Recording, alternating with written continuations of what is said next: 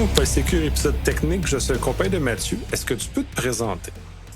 Bonjour, je m'appelle Mathieu Farrell, j'ai 30 ans, je suis Security Researcher chez Quarks Lab dans l'équipe Adversary Simulation. Oui, on s'est croisés au Troopers en Allemagne, sur lequel tu as fait une présentation sur une surface d'attaque chez les fournisseurs Internet, surtout du côté fibre optique, dans lequel ils exposent des différents composants. Fait, je vais te laisser expliquer les deux composants principaux qui sont là et c'est quel est le chemin d'attaque.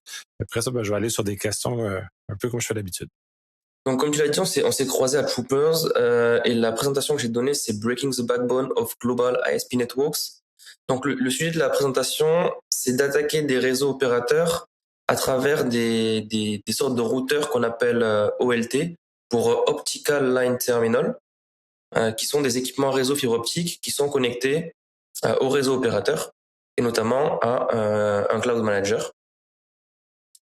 Donc du côté opérateur et du côté client, donc des gens qui ont des box chez eux, on appelle ça des ONT pour Optical Network Terminal.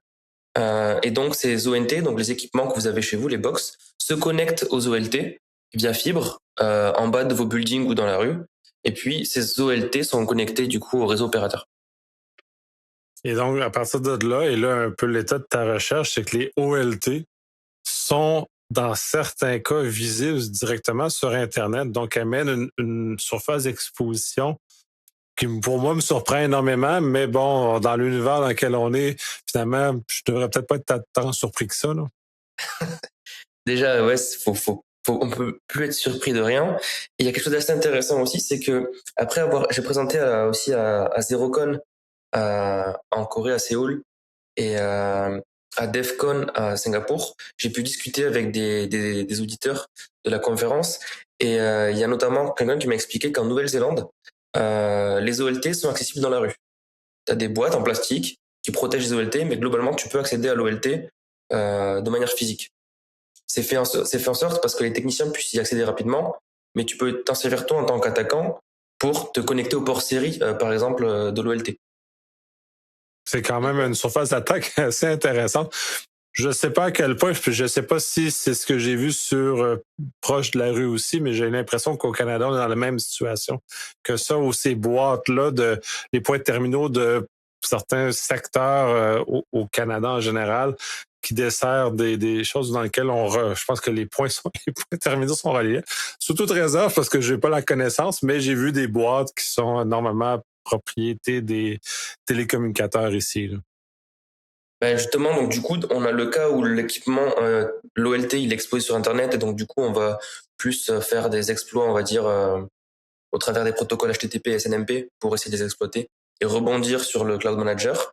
Mais on peut aussi s'attarder sur le fait que moi, je vais dans la rue, je me branche au port série de l'équipement, je commence à router l'équipement qui est en bas de chez moi, puis après de cet équipement, je rebondis sur le réseau de l'opérateur et je wish le cloud manager. Si on prend ce scénario spécifique-là justement, tu t'en vas en bas de chez vous, pouf, tu te branches. Est-ce que c'est facile? Une fois que tu es physiquement au-delà du fait du branchement physique, est-ce que c'est compliqué de réussir à casser la sécurité ou l'absence de sécurité qu'il y a dans ces boîtes-là? Alors, pour le coup, dans les OLT que j'ai pu auditer, donc une fois connecté au port série, on a accès à un shell restreint. Et donc, avec le reverse engineering du firmware, on pouvait identifier une des commandes du shell restreint qui était vulnérable à une injection de commande. Et donc, ce qui se passe, c'est que du coup, en fait, on récupère le firmware online, on reverse le firmware, et on voit qu'il y a une des commandes du shell restreint qui est vulnérable. On l'exploite assez trivialement, et du coup, on finit route sur l'OLT via le port série. Donc, une fois que tu as réussi, tu es rendu route sur la machine. Donc, j'en présume que c'est un Linux-ish qui se cache en dessous de ça.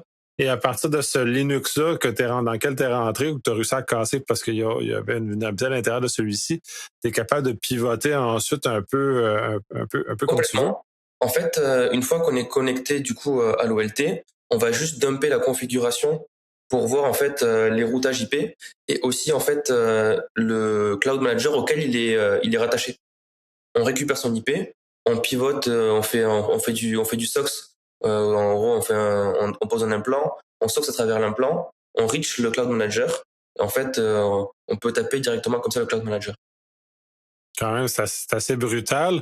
Et pour quelqu'un qui est non initié dans ces univers-là, c'est-à-dire que tout l'environnement de gestion, de management de l'opérateur est tout en IP. Donc, une fois que tu as réussi à basculer sur C'est ça.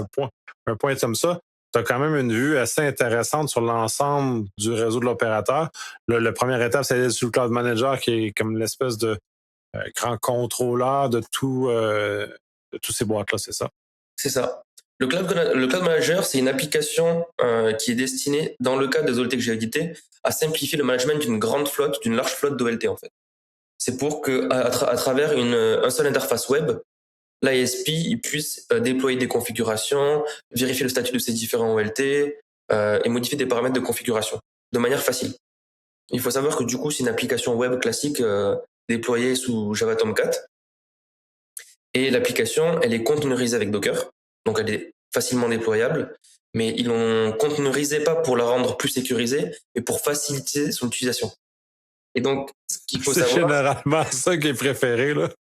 exactement. Et ce qu'il faut savoir, c'est que du coup, dans la configuration Docker, il y a la socket Docker qui est montée depuis le host vers le conteneur. Ce qui fait qu'une fois que tu compromets un conteneur, tu peux interagir avec la socket Docker et du coup escape le conteneur. Et donc du coup là, en fait, t'es plus dans un conteneur ou une VM et qui dans ton Tomcat, tu peux exécuter du code directement sur le host C'est qui est quand sur même, le réseau de l'ISP. ouais, c'est quand même assez brutal de réussir. Normalement, c'est toutes les techniques d'évasion qu'on discute largement sur le fait qu'on est capable de remonter vers la machine en dessous, qui est généralement pas prête à être accueillie, être accueillie comme chose. Et justement que les sécurités sont en général un peu plus basses par paresse, j'ai l'impression, ou par méconnaissance de ces gens-là. Donc, une fois que tu descends d'un cran comme ça, donc sur la machine, là, tu as vraiment un accès horizontal sur l'ensemble du réseau de l'opérateur. En fait, c'est ce que j'essaie de comprendre, c'est en fait comment les ISP se représentent ces équipements-là en fait en termes d'attaque surface. Et j'ai l'impression qu'ils se disent que c'est tellement un endroit sécurisé dans le réseau que c'est peut-être pas reachable de manière facile. Et donc, du coup, qu'on va peut-être moins se le monitorer ou qu'il y a moins de chances qu'un attaquant arrive jusque-là, quoi. Ou s'il arrive jusque-là, on le verra avant qu'il arrive. Et le problème, c'est que là, c'est la chaîne de compromission complète, ça ressemble un peu à un CTF. Et ce qui veut dire que la moindre personne qui a les moyens de s'acheter un OLT pour faire le reverse engineering, euh, en fait, elle peut trouver les bugs facilement et les exploiter. Et du coup, là, en fait, la barrière d'exploitabilité, c'est pas le haut niveau technique, ça va être plus le prix des équipements réseau qu'il faut se fournir, quoi. Quand même, ben, c'est effectivement pas nécessairement abordable.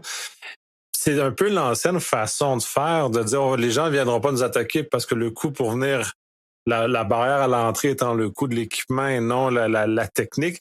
Et donc, mettre pas d'énergie sur la technique. Donc, tous les bonnes pratiques qu'on retrouve en cyber. En tout cas, je suis un peu étonné.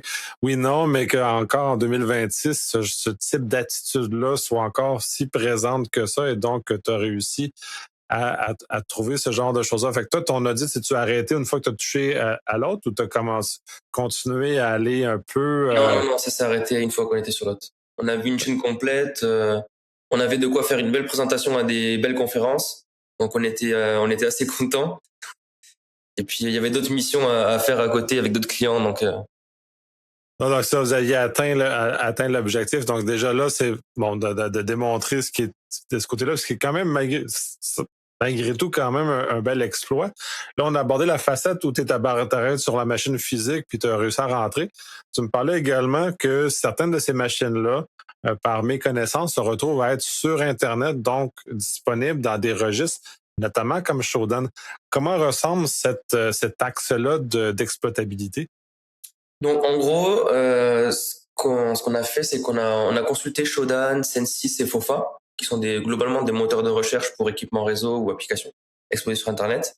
Et on a récupéré des morceaux de la page web affichés au logging quand on arrive sur l'OLT. Donc l'OLT expose un service web local pour manager l'OLT de manière locale. Et donc, ce service web, il a une page web. Et donc, du coup, en récupérant certaines strings et en greffant sur Internet sur ces strings-là, ce qu'on peut faire, c'est retrouver les URL accessibles sur Internet. Une fois qu'on a la liste des URL accessibles sur Internet, vu que nos exploits, c'est des 0D, on n'a plus qu'à les lancer de manière spread sur tous les targets, quoi, et voir celles sur lesquelles ça fonctionne et sur lesquelles ça fonctionne pas. OK, mais le 0D, c'est sur le fait d'avoir le reverse du firmware vous a aidé des 0D. Parce que dans le fond, ce que tu me dis, c'est ce qui est visible quand tu te branches en série, c'est la même chose qui est visible quand tu te branches sur Internet? Alors non, en fait, sur le port série, on a un binaire qui tourne et qui expose des commandes restreintes, tandis que sur la partie Internet, on a toute une page web avec une page de login mot de passe. Et la page de login mot de passe, déjà, il faut savoir que les creds par défaut sont shared entre tous les modèles et tous les firmware, et que certains OLText sur Internet utilisent encore les mots de passe par défaut, ce qui est un gros problème. C'est en 2026, c'est particulier qu'on retrouve ce genre de choses-là. Puis pour avoir fait des énoncés là-dessus par le passé, dans un contexte où on est en conflit actif avec certains pays à l'heure actuelle, c'est exposé à Internet, donc des pièces d'infrastructure critiques qui sont quand même exposées à Internet avec des mots de passe par défaut. On a un long chemin à rattraper, là, clairement. En fait, des fois, je me dis pourquoi s'embêter à chercher des bug chains compliqués quand tu prends la doc, tu retrouves le mot de passe par défaut, tu le mets et ça marche, quoi. Fait que ça, vous avez vous avez scanné, vous avez trouvé soit des choses qui répondaient par des mots de passe par défaut. Puis là, tu parlais de 0D. Est-ce que vous avez des 0D aussi pour casser si les mots de passe n'étaient plus par défaut? Exactement. Donc du coup, il y avait donc l'interface web. Là, pour le coup, c'est un binaire écrit en C. Et donc du coup, bah, il y a des vulnérabilités de parsing, notamment des creds. Donc, en fait, il a la possibilité d'utiliser TACACS pour l'authentification. Donc c'est un peu sur le principe que Radius, si je dis pas de bêtises. Et en fait, non, je sais. Ouais, c'est des langages d'authentification. Le fonctionnement d'arrière-plan est peut-être pas d'intérêt dans la recherche que tu as faite, mais il y a des nuances assez importantes dans le protocole lui-même. Mais bref, je pense que de toute façon, ça change rien dans ce que tu as fait, là. Non, mais pour expliquer que l'authentification, elle n'est pas gérée de manière locale, mais avec un serveur distant. Et ce qui était drôle, c'est qu'en fait, au lieu de réimplémenter toute la stack TACACS, ce qu'ils ont fait, c'est qu'ils ont mis un binaire local pour faire cette gestion-là. Ils prenaient les creds en méthode post, username et password, et ils les concaténaient dans une string à coup de sprintf. Et donc, du coup, on fait un joli système du binaire avec les paramètres. Et donc, du coup, ben, si on peut contrôler ce qui passait dans la fonction système en C, on peut du coup exécuter des commandes arbitraires. Et donc, du coup, ben, dès l'authentification, en fait, ils ont raté complètement ce qu'il fallait faire. Ah, mais c'est assez extraordinaire, ce genre. Mais c'est des vieux problèmes. Puis ça me rappelle, tu sais, quand j'ai commencé dans la fin des années 90, ce genre de problème-là était déjà existant. Puis surtout, c'est des choses en C, c'était beaucoup plus courant à l'époque. Mais qu'ils ont utilisé une espèce de module en C, ils ont vomi ça sans contrôle, rien. Contrôle pas le in, contrôle rien, pouf, on garoche direct. Il faut même pas l'effort d'avoir utilisé une librairie, une bibliothèque qui permet de faire l'appel à l'authentification distante. Ils ont utilisé un binaire douteux qui fait juste comme passer ça comme ça. Donc il y avait ça, donc c'était une des 3 méthodes pré-hot qu'on avait. On avait aussi des routes, on va dire des routes d'API qui exposaient la fonction tracert, comme sur un terminal classique Linux, quoi. Et en fait, on pouvait lui passer une IP en paramètre, sauf qu'en fait, il valide pas que l'IP est valide. Il prend juste l'IP et il la met dans un call system, et du coup, il exécute la commande avec tracert et l'IP. Donc du coup, tu peux faire une gestion de commande triviale, pareil. Ah, c'est incroyable. C'est des problèmes. Je pensais s'était débarrassé de cette classe d'attaque-là il y a longtemps, clairement. Retour vers le futur, parce que ça nous rattrape, ça nous rattrape vraiment beaucoup, là. En fait, c'est ça l'idée, c'est qu'on a vraiment exploité que des bugs triviaux pendant toute la chaîne de bugs. On a, pendant l'audit, trouvé des use after free, buffer overflow, stack based, heap based. Et donc, mais nous, ce qu'on voulait faire, c'était une chaîne qui soit triviale, parce que du coup, ça augmente la reliability de l'exploit, en fait. On veut pas réaliser une corruption mémoire qui va peut-être mettre l'équipement dans un state un peu bizarre, où il va se comporter de manière bizarre et du coup, qui pourrait potentiellement déconnecter l'utilisateur, nous empêcher d'interagir avec lui. Donc du coup, on a rely que sur des techniques triviales des années 90, mais qui marchent. Oui, mais ça fonctionne. Puis c'est un des points. L'objectif, c'est pas d'avoir le plus bel exploit au monde, mais c'est d'avoir un exploit qui fonctionne, qui est stable, prévisible, qui à tout coup arrive au résultat. Et c'est clairement sur quoi vous vous êtes attardé, ce qui donne beaucoup plus de poids à l'urgence de corriger les problèmes et de faire refaire autre chose par rapport à cette situation-là. Bah justement, en termes de correction de problème, du coup, ce qu'on a fait, c'est qu'on a essayé de remonter les vulnérabilités à l'éditeur pendant plusieurs semaines, voire un petit mois. Et le problème, c'est que l'éditeur, il a jamais répondu à nos requêtes. Alors, on ne sait pas si il a tout simplement ignoré ou s'il a jamais reçu les informations. Mais ce qu'on a dû finir par faire, c'est, vu la sensibilité des targets, quoi, c'est de contacter les CERT en question, en lien avec les pays ciblés, quoi. Donc, on a contacté, entre autres, CERT-FR, CERT-US et d'autres CERT pour pouvoir, du coup, informer les opérateurs qui exposent des équipements vulnérables.